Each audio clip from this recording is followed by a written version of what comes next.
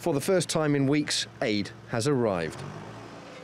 These boxes have been allowed through a Saudi-led blockade on Yemen's ports. They hold vaccines needed to prevent another major outbreak of disease, this time diphtheria. Nearly 200 people have been diagnosed with the illness, 20 have died. And there's food too, more than 30,000 tons of it. But this is the only aid that's been allowed in. And it's enough to help only a limited number of people for a limited time.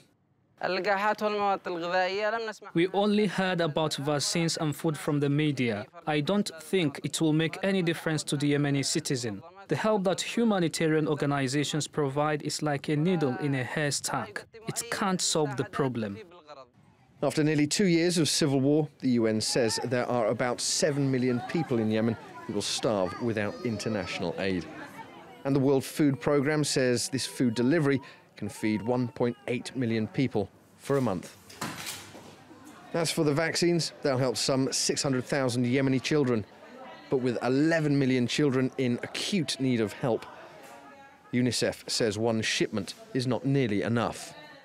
Cholera, diphtheria, name it, it is in Yemen today. So what we need is a massive humanitarian operation that can work in a way that it is unimpeded, that we are allowed to do on a daily basis what we are supposed to be doing, and that is to help the most vulnerable Yemeni people. All this deprivation isn't the result of a famine, it's man-made.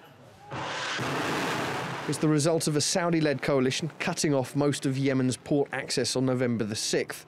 It blamed the decision on Houthi rebels firing a missile towards Riyadh.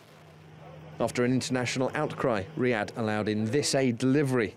But without more shipments like these, the millions in need in Yemen have little hope of any relief. Davies Jones, TRT World.